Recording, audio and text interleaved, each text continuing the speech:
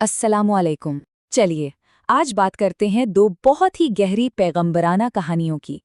इन कहानियों के जरिए हम इंसान की दो सबसे बड़ी, सबसे बुनियादी रूहानी आजमाइशों को समझने की कोशिश करेंगे, और ये सारा विश्लेषण सीधे स्रोत की तफसीर पर आधारित होगा।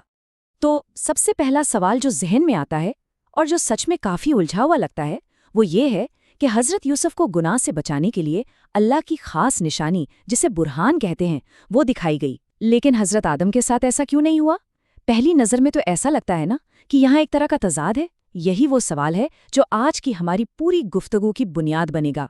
तो हम बात कर रहे हैं दो बहुत ही मशहूर वाक़यात की।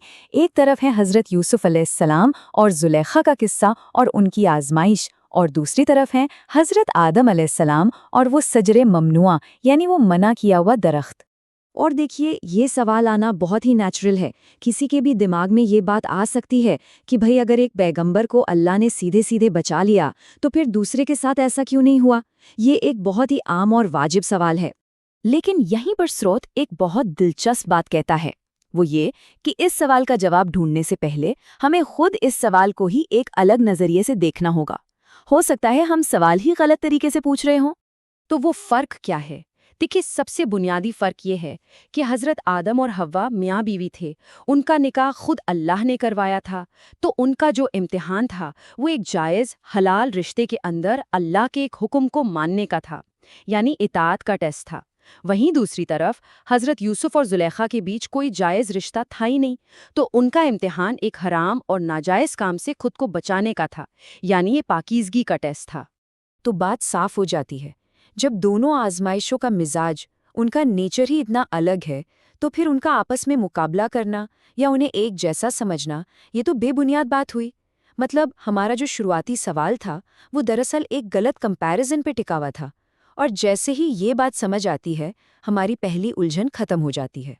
तो अब इस एक उलझन को सुलझाने के बाद चलिए एक कदम और आगे बढ़ते हैं, क्योंकि ये कहानियाँ सिर्फ दो अलग अलग वाक़यात नहीं हैं।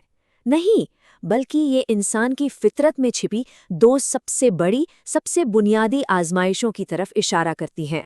स्रोत के मुताबिक अल्लाह ताला ने दो ऐसी चीज़ों की तरफ इशारा किया है जो हर इंसान के लिए एक इम्तिहान है।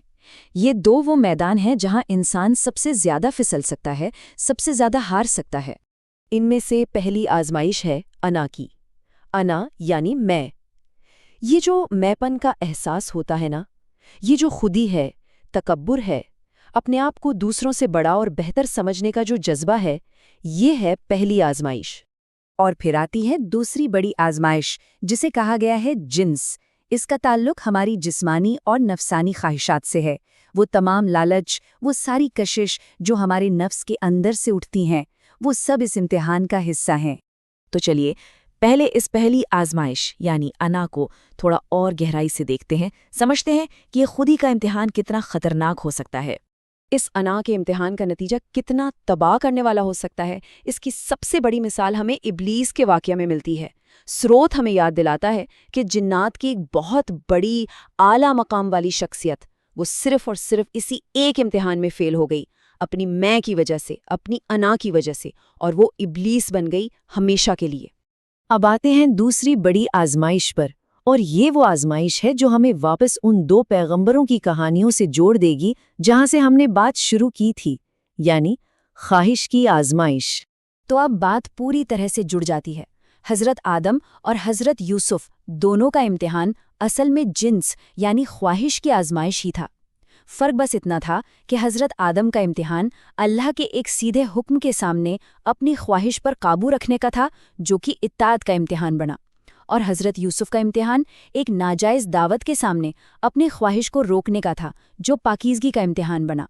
तो दोनों का ताल्लुक जिन्स से ही था, बस उनके रूप अलग अलग थे।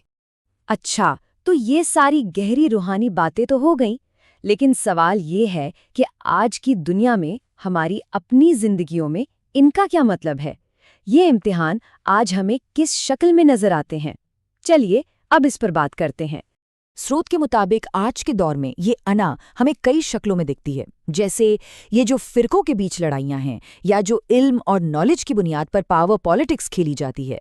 ये जो एक ज़रूरत महसूस होती है ना कि हम दूसरों से बेहतर हैं और इसी वजह से दूसरों को लगातार नीचा दिखाना, उनका मजाक उड़ाना, इन सब के पीछे और आज के दौर के आइडेंटिटी क्राइसिस यानी शनाख्त के बहरान के पीछे अक्सर यही अना ही तो काम कर रही होती है। और यही बात समझना सबसे जरूरी है। स्रोत कहता है कि इन तमाम लड़ाइयों झगड़ों की तह में अगर आप जाएंगे तो अक्सर आपको एक ही जड़ मिलेगी, और वो है अना, यानी दूसरों से बरतरी हासिल करने की ख्वाहिश, दूसरों पर बढ़त बनाने की चाहत। ये जो सोच है ना कि मैं ही सही हूं, मेरा ग्रुप, मेरा तरीका ही बेहतर है, मुझे ज्यादा तवज्जो मिलनी चाहिए, यही जज्बात दुनिया में बहुत सारे फसाद की जड़ है। तो चलिए आज की इस गुफ्तगू को एक आखिरी सवाल पर ख़त्म करते हैं, और ये सवाल हम सबके लिए है, सोचने के लिए। हम सब अपनी अपनी ज़िंदगियों में और अपने आसपास की दुनिया में देखें और खुद से पूछें, इन दो बड़ी आजमाइशों में से यानी अना और जिन्स में से आज के दौर में हमारे लिए बड़ा और ज़्यादा मुश्किल इम्तिहान कौन सा है।